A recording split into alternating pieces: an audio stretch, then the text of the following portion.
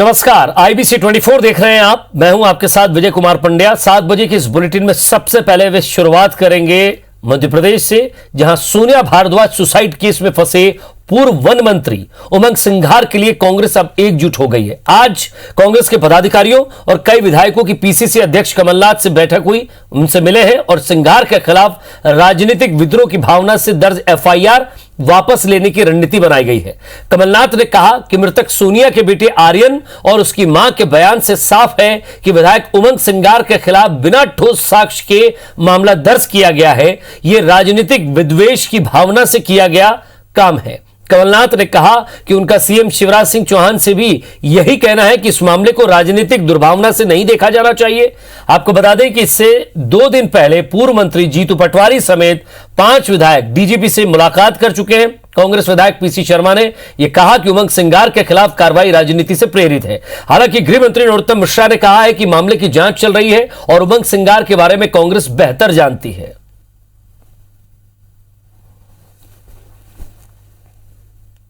तो सुसाइड के जो होते हैं वो होना चाहिए, उसमें कहीं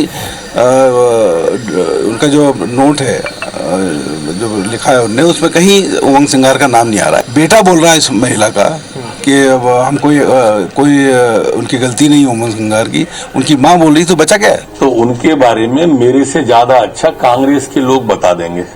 हमारे अधिकारियों के संपर्क में बहुत सारे बड़े बड़े कांग्रेसी हैं, आप उनसे पूछो, वो ठीक बताएंगे। और ज्यादा बातचीत के लिए हमारे संवाददाता सुधीर दंडूतिया हमारे साथ जुड़ गए। सुधीर, सिंघार के लिए कांग्रेस संगठन जरूर एकजुट हो रहा है। इससे पहले तस्वीरें हमने देखी थी PC शर्मा और भोपाल के विधायक, साथ ही साथ जीतू पटवारी और कुछ और साथी उनके गए थे DGP से मिलने, विवेक जौहरी से, और कहने लगे थे कि साहब ये राजनीतिक विद्वेष से प्रेरित है, जरा इसे और बारीकी से जांच इसमें की जाए। लेकिन पुलिस का कहना है कि साफ तौर पर जो साक्ष्य मिले हैं, जो साक्ष्य जुटाए गए हैं और साथ ही साथ जो बयान हमने लिए और जो सुसाइड नोट है उसके तहत ही हमने धाराएं लगाकर आगे केस बढ़ाया है। अब सवाल ये कि क्या सीधे CM शिवराज सिंह चौहान से बात करेंगे पूर्व मुख्यमंत्री कमलनाथ, या फिर इस पर अब राजनीतिक लड़ाई आमने सामने खेली जाएगी? देखिए, बिल्कुल अगर बात करें विजय, तो निश्चित तौर पर पुलिस ने भले ही FIR जो है वो सुसाइड नोट को आधार बनाकर की हो, पर लेकिन उमंग सिंघार के साथ में जो कांग्रेस खड़ी है उसका एक सबसे बड़ा जो आधार है वो सोनिया के परिजनों का उमंग सिंघार का साथ देना है। लिहाजा सोनिया के बेटे की बात हो, उनके माँ की बात हो, जिस तरीके से बयानबाजी और चिट्ठी उन्होंने मुख्यमंत्री को लिखी थी, उसके बाद में कांग्रेस के तमाम नेता जो है वो उमंग सिंघार के साथ में खड़े होते हुए नजर आए हैं। लिहाजा आज जो विधायक दल की बैठक कांग्रेस की ओर से बुलाई गई थी, कहना चाहिएगा था कि सभी विधायकों को नहीं बुलाया था, पर लेकिन जो विधायकों को पूर्व मुख्यमंत्री कमलनाथ ने बुलाया था। निश्चित तौर पर उमंग सिंघार के मामले पर एक रणनीति जो है इस पूरे विषय पर तैयार कांग्रेस की ओर से की गई है, जिसमें न केवल सरकार और प्रशासन पर यह आरोप लगाए हैं कि राजनीतिक दुर्भावना से इस पूरे मामले में कार्रवाई जो है वो सरकार की ओर से, पुलिस की ओर से की जा रही है। लिहाजा कांग्रेस के विधायकों ने पूर्व मुख्यमंत्री कमलनाथ को इस पूरे मामले पर लीड करने को कहा है और साथ ही साथ मुख्यमंत्री शिवराज सिंह चौहान से आने वाले दिनों में हो सकता है कि पूर्व मुख्यमंत्री कमलनाथ की इस पूरे विषय पर चर्चा हो और जो बात विधायक दल की बैठक के अंदर उठी थी उस बात को कहीं ना कहीं कमलनाथ मुख्यमंत्री शिवराज सिंह चौहान से करें, क्योंकि कांग्रेस ये मान के चल रही है कि जिस तरीके से बयान सोनिया के परिजनों ने दिए उसके बाद में उमंग सिंघार के ऊपर जो FIR दर्ज की गई है वो राजनीतिक प्रतिभावना के द्वारा की गई है। लिहाजा कांग्रेस अब इसको एक पूरी तरीके से सियासी मुद्दा बनाने में लगी और कांग्रेस के विधायकों की घेराबंदी ना हो, किसी दूसरे विधायक को ऐसा ना लगे कि इस तरीके की नौबत जब भी आती है और पूरे जब तक ठोस एक सबूत ना हो उससे पहले अगर कार्रवाई की जाती है तो पार्टी ने उनका साथ छोड़ा है। लिहाजा एकजुटता का संदेश देने की कोशिश भी आज इस पूरी बैठक के माध्यम से कांग्रेस के विधायकों ने की है। इससे पहले हमने देखा था कि 5 विधायक DGP से जाके मिले थे, इस पूरे मामले पर FIR रद्द करने की मांग की थी और उसके बाद में आज कांग्रेस के सीनियर विधायकों का मिलना, पूर्व मुख्यमंत्री के साथ बैठक करना निश्चित तौर पर यह बता रहा है कि कांग्रेस इस पूरे मामले पर मुखर है और आने वाले दिनों में हो सकता है कि मुख्यमंत्री शिवराज सिंह चौहान से न केवल चर्चा की जाए। सुधीर, इसमें एक बात बहुत स्पष्ट तौर पर समझनी होगी, मैं आपको रोक रहा हूं, माफी चाहता हूं बीच में। एक बात बहुत स्पष्ट तौर पर समझनी होगी कि कांग्रेस ने भी इस पूरे मसले को बड़ी बारीकी से देखा है। बात उमंग सिंघार की थी, इसलिए पहले 3 दिन कोई भी नेता अचानक से सामने नहीं आया। कांग्रेस की तरफ से प्रवक्ताओं ने जरूर 1-2 जगह बाइट दे दी होगी, लेकिन कांग्रेस भी पूरे इस मामले को समझी, उसके बाद उतरी। देखिए विजय, मामला काफी गंभीर था। उमंग सिंगार मध्य प्रदेश कांग्रेस के विधायक है, पूर्व मंत्री रहे हैं। उनके निवास पर किसी महिला का सुसाइड करना और निश्चित तौर पर सुसाइड नोट में इस बात का जिक्र करना कि उनके स्वभाव को लेकर कहीं ना कहीं एक सुसाइड का एक आधार जो पुलिस ने बनाया है। लिहाजा जब तक साक्ष्य और सबूत पूरी तरीके से कांग्रेस की पार्टी के नेता संतुष्ट नहीं हो तब तक उस पूरे मामले पर भले ही उन्होंने चुप्पी साधी हो, पर लेकिन जैसे ही सोनिया के परिजनों का साथ उमंग सिंगार को मिला, सोनिया के बेटे ने खुलकर बयान दिए। इसके अलावा चिट्ठी मुख्यमंत्री शिवराज सिंह चौहान को लिखी। उनकी माता ने कहा कि सोनिया और उमंग सिंगार के रिश्ते की जानकारी उनके साथ में थी, दोनों का रोका हो चुका था, आने वाले समय में शादी करने वाले थे। लिहाजा जब परिवार के लोगों ने उमंग सिंगार का साथ दिया, उसके बाद में कांग्रेस जो है वो खुलकर उमंग सिंगार के साथ में आई है। कांग्रेस के तमाम नेता, चाहे वो कार्यकर्ता हो या विधायक हो, वो इस समय उमंग सिंगार का साथ इसलिए दे रहे हैं क्योंकि जो सोनिया के परिवार है वो उमंग सिंगार के साथ है। और यही वजह थी कि शुरुआती 2 दिनों तक कांग्रेस के नेताओं ने इस पूरे मामले पर न केवल चुप्पी साधी बल्कि मामले की बारीकियां जो है उसको भी समझाता। और उसके बाद में जब परिजनों के बयान सामने निकल कर आए, खुद उमंग सिंगार ने इस बात को स्वीकार किया कि उनके सोनिया से मित्रतापूर्वक संबंध थे और दोनों बहुत जल्द शादी भी करने वाले थे। जब बातें पूरी तरीके से स्पष्ट हुई तो उसके बाद में कांग्रेस के नेता उमंग सिंगार के साथ में खड़े हुए और आज विधायक दल की बैठक में न केवल इस पूरे मामले पर कांग्रेस के विधायकों ने रणनीति तैयार की है बल्कि सरकार पर एफआईआर रद्द करने को लेकर कैसे दबाव बनाया जाए इस बारे में भी चर्चा पूरी विधायक दल की बैठक में हुई है। विजय, वाकई, लेकिन साक्ष्य और सबूत तो ये कहते हैं सुधीर कि जिस तरह से जो सबूत सामने आए, जो साक्ष्य सामने है कि भाई आत्महत्या तो हुई है, आत्महत्या में, और साथ ही साथ जिस तरह से जो सुसाइड नोट था उसमें भी जिक्र है कि वो गुस्से के बहुत ज़्यादा गुस्सा करते हैं। अब कांग्रेस ज़रूर सिंगार के साथ खड़ी हुई नजर आ रही है, लेकिन इस पूरे मसले पर कानून क्या कार्रवाई करता है और इसमें अंदरूनी तौर पर कोई पॉलिटिकल प्रेशर काम करेगा क्या, उस पर भी हमारी नजर रहेगी। बहुत बहुत शुक्रिया इस तमाम बातचीत के लिए। इधर 21 मई को पूर्व प्रधानमंत्री राजीव गांधी की पुण्यतिथि है। कांग्रेस इस 10 दिन को कोरोना मरीजों की मदद का संकल्प लेकर मनाएगी। अखिल भारतीय कांग्रेस कमेटी के निर्देश के बाद मध्य प्रदेश कांग्रेस कमेटी के अध्यक्ष कमलनाथ ने कांग्रेस के सभी विधायकों से कहा है कि हर विधायक अपनी निधि से कम 2 एम्बुलेंस अपने जिले में दे, जिससे मरीजों को अस्पताल तक लाने ले जाने और घर पहुंचाने की सुविधा हो सके। कांग्रेस विधायकों की बैठक में कमलनाथ ने कहा कि उन्होंने अपने निवास से कॉल सेंटर की तरह काम किया है और हर संभव प्रयास कर जनता की भरपूर मदद की कोशिश की जा रही है। सभी विधायकों ने भी जनता की भरपूर सेवा की है। कमलनाथ ने यह भी कहा कि सरकार की नाकामी और लापरवाही के कारण हजारों लोगों की जान गई है, यह अपराध है। तमाम चेतावनी के बावजूद कोरोना की दूसरी लहर को लेकर सरकार ने कोई प्रबंध नहीं किए। कमलनाथ ने सरकार पर आंकड़े छिपाने के आरोप लगाए। कमलनाथ ने कहा कि कोरोना के साथ ही बेरोजगारी, चौपट अर्थव्यवस्था, किसानों की परेशानी, गरीब मध्यम वर्ग, मजदूर वर्ग की परेशानियों को भी हमें देखना होगा। सभी को एकजुट होकर इस संकट के दौर में जनता की सेवा करने के लिए आगे आना होगा।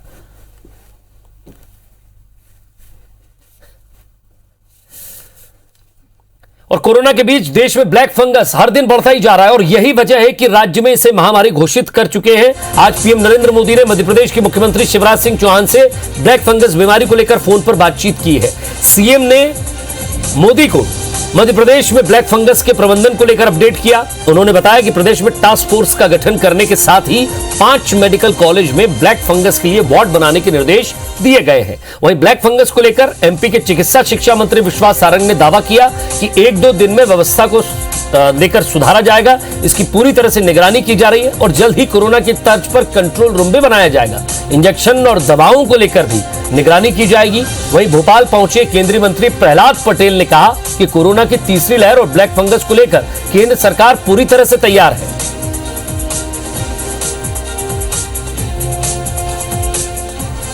म्यूकोरमाइकोसिस के लिए एक बहुत उपयोगी दवाई है, उसकी कमी पूरे देश में है, पर हम लगातार प्रयास कर रहे हैं कि उसकी आपूर्ति हो सके और आपूर्ति हो भी रही है। मुझे लगता है 1-2 दिन में व्यवस्थाएं और चुस्त दुरुस्त होंगी। हमने म्यूकोर के सभी पेशेंट्स का जो देश में पहला प्रयोग किया नेजल एंडोस्कोपी का, वो भी शुरू हो गया है। ब्लैक फंगस की बात आती है, कभी तीसरी लहर की बात भी आ रही है, लेकिन अभी भी भारत सरकार और राज्य सरकारें मिलकर, हमेशा से प्रधानमंत्री जी का ये आह्वान रहा है कि मिलकर अपने संस्थागत चीज़ों को और तेजी के साथ में खड़ा करें ताकि हम इस आपदा को मिलकर पार करेंगे। ये और केंद्रीय कृषि मंत्री नरेंद्र सिंह तोमर ने किसान आंदोलन करने वाले नेताओं को नसीहत दी है कि वो किसानों की नुमाइंदगी करें, लेकिन कोविड की गाइडलाइन के साथ किसानों की जान को जोखिम में नहीं डालें। उन्होंने कहा कि किसान नेता आंदोलन को खत्म करें, सरकार के पास प्रस्ताव लेकर आए बात करें, नरेंद्र सिंह तोमर ने डीएपी पर 15,000 करोड़ की अतिरिक्त सब्सिडी देने के निर्णय के लिए किसानों की ओर से प्रधानमंत्री नरेंद्र मोदी का आभार भी जताया है।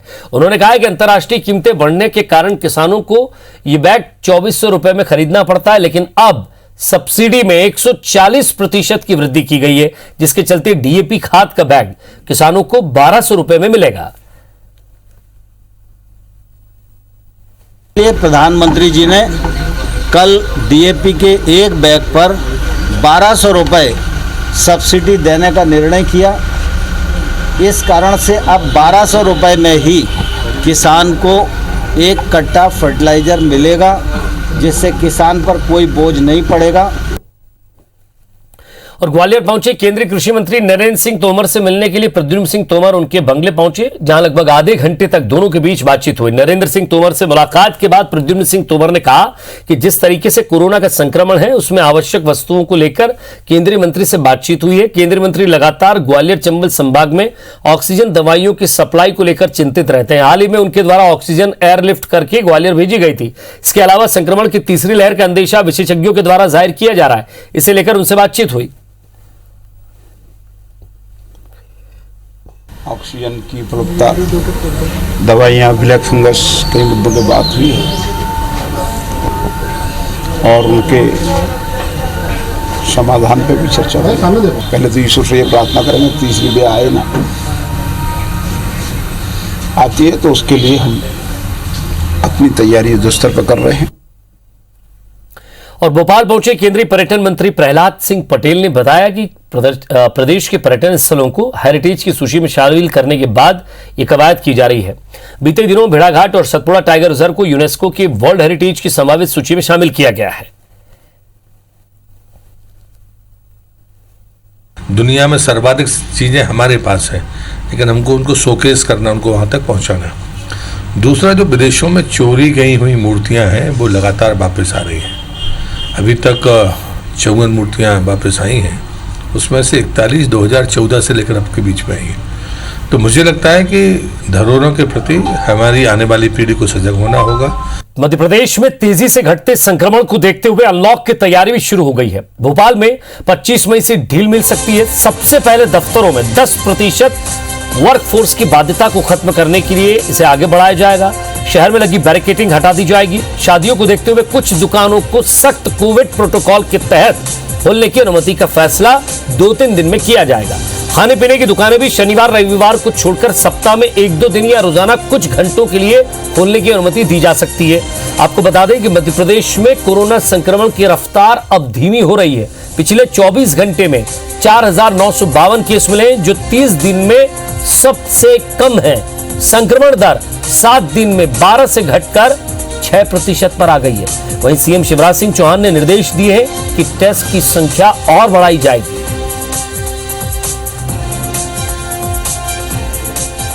जिस तरह से सुधार होता चला जा रहा है, मुख्यमंत्री जी ने भी कल कहा है कि बहुत जल्दी इसको क्रमशः चरणबद्ध तरीके से खोलने पर विचार होगा। क्राइसिस कमेटियों की राय ली जाएगी और उसके बाद इस कार्य की शुरुआत की जाएगी। रेमडेसिविर इंजेक्शन कालाबाजारी केस में तुलसी सिलावट की पत्नी के ड्राइवर गोविंद से विजयनगर पुलिस ने पूछताछ की है। दरअसल जिला स्वास्थ्य अधिकारी डॉक्टर पूर्णिमा गडरिया के ड्राइवर पुनीत अग्रवाल का 2 दिन पहले एक वीडियो सामने आया था, जिसमें वो ये कहता हुआ नजर आ रहा है कि उसने तुलसी सिलावट की पत्नी के ड्राइवर गोविंद से इंजेक्शन लिए और वहां से कई लोगों को इंजेक्शन मिल रहे हैं। तब से ही गोविंद फरार था। वहीं पुनीत और गोविंद की कॉल डिटेल भी पुलिस के हाथ लगी है, जिसकी पुलिस जांच कर रही है। पूछताछ में गोविंद ने बताया कि आरोपी पुनीत पॉजिटिव आया था और उसी के बाद ही उसने गोविंद से इंजेक्शन लिए थे। उसके बाद उसने ये इंजेक्शन आगे किसे दिए हैं, इसकी उसे जानकारी नहीं है। फिलहाल पुलिस इस बात की जानकारी में जुटी है कि गोविंद के पास इंजेक्शन कहां से आए और उसने क्या किया, इससे पहले किसी को इंजेक्शन दिए या नहीं, दोनों की कॉल डिटेल भी पुलिस खंगाल रही है। हर एक नंबर पर पुलिस बारीकी से जांच कर रही है। वहीं गृह मंत्री नरोत्तम मिश्रा ने कहा कि कांग्रेस इस मामले पर डर्टी पॉलिटिक्स कर रही है। वो तुलसी सिलावट जी का ड्राइवर नहीं है, वो ट्रेवल एजेंसी का ड्राइवर है।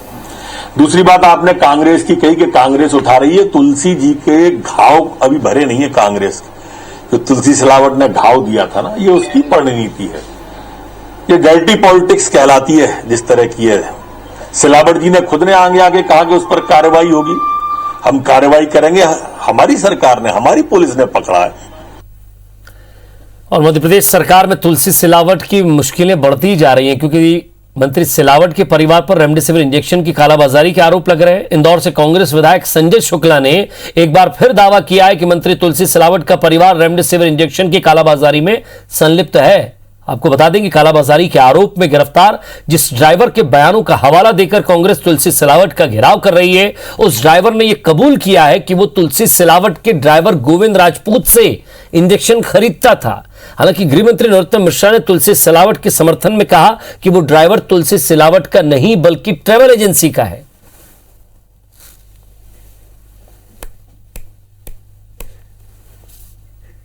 वो तुलसी सिलावट जी का ड्राइवर नहीं है, वो ट्रैवल एजेंसी का ड्राइवर है।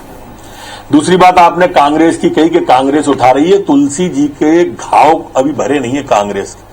जो तुलसी सिलावट ने घाव दिया था ना, ये उसकी परिणति है। ये डर्टी पॉलिटिक्स कहलाती है जिस तरह की है।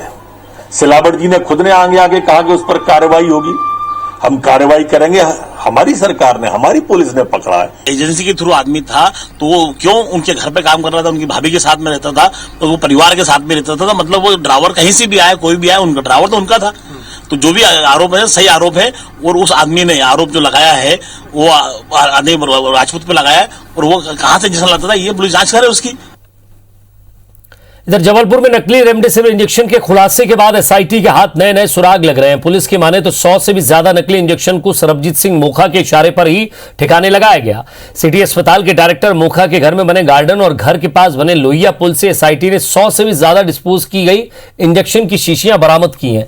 इस बात के भी पुख्ता सबूत मिले हैं कि मोखा की पत्नी जसमीत मोखा ने इंजेक्शन स्टॉक रजिस्टर को जलाकर खाक कर दिया। वहीं एसआईटी की टीम साइबर एक्सपर्ट की मदद लेकर मोखा के मोबाइल और कंप्यूटर से डेटा रिकवर करने में लगी हुई है। एसआईटी आज मोखा की पत्नी जसमीत और मैनेजर सोनिया खत्री की रिमांड खत्म होने पर मुलायजा कराने के लिए जिला अस्पताल लेकर पहुंची, जहां से उन्हें कोर्ट ले गए। जो शीशियां हैं नकली वो नष्ट की गई है। उन नकली शीशियों के कुछ अवशेष हमें मिले हैं और वो अब पुलिस ने जब्त किए। इसके साथ ही मोबाइलों से भी छेड़खानी की गई है, उन्होंने डेटा डिलीट किया गया है, तो उनके मोबाइल भी जब्त करके वो एनालिसिस के लिए भोपाल भिजवाए जाएंगे। सभी आरोपी गणों की अचल संपत्ति की जानकारी के लिए, और इनका यदि कोई बंदूक लाइसेंस, वेपन लाइसेंस है तो उसको निरस्त कराने की कार्रवाई के लिए हमने कलेक्टर महोदय को लिखा है। रेमडेसिविर की कालाबाजारी के आरोप में फरार चल रहे भोपाल को जेके हॉस्पिटल के आईटी विभाग के मैनेजर आकाश दुबे 7 दिन बाद भी पुलिस के हत्थे नहीं चढ़ा है। पुलिस उसके सगे संबंधी और दोस्तों के साथ संबंधित ठिकानों पर दबिश दे रही है, लेकिन कोई सुराग हाथ नहीं लग रहा है। पुलिस सूत्रों के माने तो आकाश दुबे अग्रिम जमानत लेने की फिराक में घूम रहा है, तो वहीं पुलिस उसकी अग्रिम जमानत याचिका खारिज कराने और उस पर इनाम घोषित करने की तैयारी में। पुलिस को एक दिन पहले उसकी लोकेशन ट्रेस करने में मदद मिली थी, लेकिन पुलिस के पहुंचने से पहले ही वो फरार हो गया। आपको बता दें कि 13 मई को कोलार पुलिस ने 3 आरोपियों को रेमडेसिविर इंजेक्शन की कालाबाजारी करते हुए गिरफ्तार किया था। तीनों को जेल भेज दिया गया है। दोनों पहले इशू में भी जो लोग उसमें रिस्पॉन्सिबल थे उनके गिरफ्तारी भी की, एनएसए की कार्रवाई भी की गई। इवन दूसरे इशू में भी जो है एफआईआर दर्ज की, उन पर गिरफ्तारी की गई है। एक व्यक्ति बचा हुआ है, बाकी में भी एनएसए की कार्रवाई हुई है, इनका भी एनएसए प्रस्तावित है। और इधर इंदौर में राधा स्वामी सत्संग ब्यास में कोविड केयर सेंटर शुरू हुए करीब 1 महीना हो गया है, लेकिन अब तय यहां समय पर ऑक्सीजन प्लांट शुरू नहीं हो पाया, जबकि प्रशासन का दावा था कि अप्रैल में प्लांट को तैयार कर लिया जाएगा और मरीजों को सुविधा मिल सकेगी।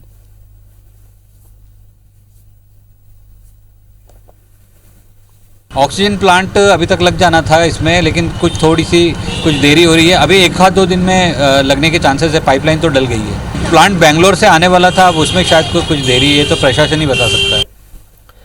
और खरगोन के बलवाड़ा थाने में पदस्थ फ्रंटलाइन वर्कर और महिला सब इंस्पेक्टर रजनी समाधिया दिन रात पुलिस की ड्यूटी के साथ मां का फर्ज भी निभा रही हैं। अपने 16 महीने के बेटे का वीडियो कॉल के जरिए ख्याल रखती हैं।